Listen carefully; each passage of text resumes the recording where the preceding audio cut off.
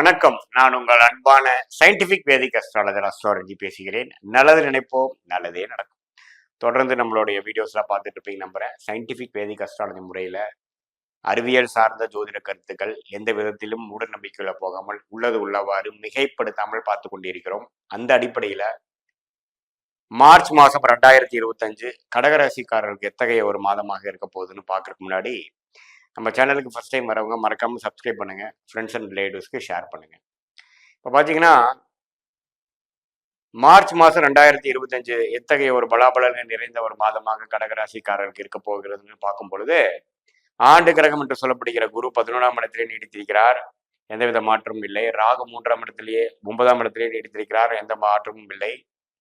அதே சமயத்தில் கேது 3ஆம் இடத்திலே இருக்கிறார்.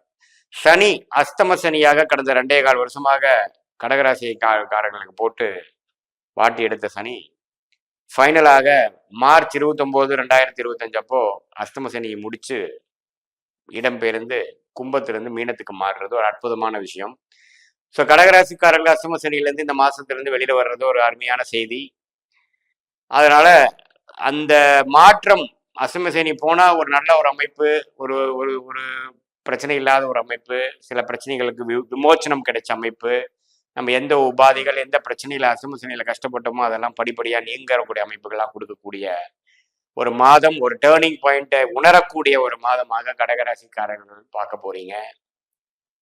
அதே சமயத்துல சூரியன் பார்த்தீங்கன்னா ஃபர்ஸ்ட் ஹாஃப்ல 8ல மறைந்திருந்தாலும் செகண்ட் ஹாஃப்ல 9ஆம் இடத்துக்கு போய் புதன் ராகு சுக்கரனோட சேர்ந்து இருக்கிறது ஒரு அற்புதமான விஷயம். ஒரு 2ஆம் வீட்டு அதிபதியாகிய சூரியனும் 9ஆம் இடத்துக்கு போகிறது நல்ல விஷயம், தவறு இல்லை. ஸோ மாதத்தின் செகண்ட் ஹாஃப் பார்த்தீங்கன்னா கடகராசிக்கு நல்ல ஒரு பலனை கொடுக்கக்கூடிய அமைப்பு. அஸ்தம சனி முடிஞ்சிருச்சுடான்னு ஒரு சொல்லக்கூடிய ஒரு ஃபீல் ஆகக்கூடிய அமைப்புகள் இருக்கு. சில வம்பு வழக்குகள் போயிட்டு இருக்கிறவங்களுக்கு ஒரு விமோச்சனம் கிடைச்சிது, ஹெல்த் ரிலேட்டடான விஷயத்துல ஒரு விமோச்சனம் கிடைச்சிது, ஃபேமிலியில் ஒரு நிம்மதி இல்லாத ஒரு அமைப்புக்காக இருக்கிறவங்களுக்கு வந்து ஒரு அளவுக்கு கிளாரிட்டியும் என்ன பண்ண போறோம், அடுத்தது எப்படி நம்ம வாழ்க்கையை அமைச்சுக்க போறோங்கிற மாதிரி ஒரு விஷயம், கல்யாணம் ஆகாம தவிச்சிருக்கிறவங்களுக்கு ஒரு நற்செய்தி, மாணவ செல்வங்களுக்கு வந்து ஒரு நல்ல அமைப்பு, நல்ல அட்மிஷன் கிடைக்கல அப்படிங்கிற மாதிரி விஷயங்களுக்கு வந்து என்ன படிக்கணும், ஏது பண்ணணும், நெக்ஸ்ட் எப்படி போறோங்கிறதுக்கு ஒரு அருமையான விஷயம். இது எல்லாமே கொடுக்கக்கூடிய ஒரு அமைப்பாக இந்த மாதம் வந்து கடகராசிக்காரர்களுக்கு இருக்க போகிறதுங்கிறது நம்ம புரிஞ்சுக்கணும். ஸோ ஆண்டு கிரகங்களோட சஞ்சாரமும் நன்றாக இருக்கிறது, மாத சஞ்சாரம் நன்றாக இருக்குதுங்கிறதுனால இப்போ மாணவர்களாக இருந்தாலும் சரி, நடுத்தர வயதினராக இருந்தாலும் சரி, சீனியர் சிட்டிசனாக இருந்தாலும் சரி, கொஞ்சம் நல்ல சாதகமான பலன்கள், அதாவது படிப்பு விஷயமா இருந்தாலும், தொழில் விஷயமா இருந்தாலும், வேலை விஷயமா இருந்தாலும், உடல்நல விஷயமா இருந்தாலும், கொஞ்சம் இதுவரை நம்ம பாதிக்கப்பட்டது இப்போ கொஞ்சம் ஸ்டேபிள் ஆயிடுச்சு, இப்போ ஒரு கிளாரிட்டி கிடைக்குது, ஒரு நல்ல தன்மைக்குள்ள போறோம், ஒரு ஸ்திரத்தன்மைக்குள்ள போறோங்கிற அமைப்பை கொடுக்கக்கூடிய அமைப்பாக இந்த மார்ச் மாதம் 2025 இருக்குதுங்கிறது தெரிஞ்சுக்கணும். அடுத்து வரக்கூடிய குரு பயிற்சி, அடுத்து வரக்கூடிய ராகுகதி பயிற்சிக்கு வேணுங்கிற ஒரு அடித்தளத்தை கொடுக்கக்கூடிய மாதமாகவும் இருக்கு.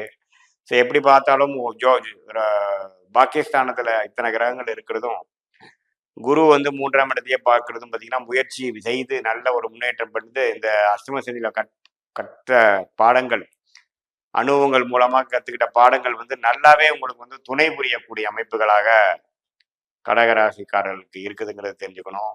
உங்களுக்கு உங்களுடைய ஜென்ம ஜாதகத்துல நீங்க எந்த தேதியில பிறந்தீங்க, எந்த ஊர்ல, எந்த நேரத்துல பிறந்தீங்க வச்சு உங்க ஜென்ம ஜாதகத்துல வரக்கூடிய லக்னம் என்ன, லக்னாதிபதி எப்படி இருக்கிறார், தசாபுக்திகள் எப்படி போயிட்டு இருக்கிறார், அந்த தசாபுக்திகள் இப்ப கோச்சாரத்துல வந்து எது மாதிரி ஒரு தாக்கத்தை நம்ம கொடுக்குறாருலாம் வச்சு பார்க்கும் பொழுது இன்னுமே துல்லியமான பலன்கள் வந்து இப்போ ப்ரெசன்ட் எப்படி போகுது, லாங் டேர்ம் ஃபியூச்சர் எப்படி இருக்கு, ஷார்ட் டேர்ம் ஃபியூச்சர் எப்படி இருக்குது அப்படிங்கிற மாதிரி விஷயங்கள்லாம் கடகராசிக்காரர்கள் கண்டிப்பாக இந்திய வேத ஜோதிடம் சயின்டிபிக் அஸ்ட்ராலஜி முறையில, அறிவியல் சார்ந்த இந்திய வேத ஜோதிட முறையில எந்தவித மூடநம்பிக்கையிலும் போகாமலும் பார்க்கலாம்.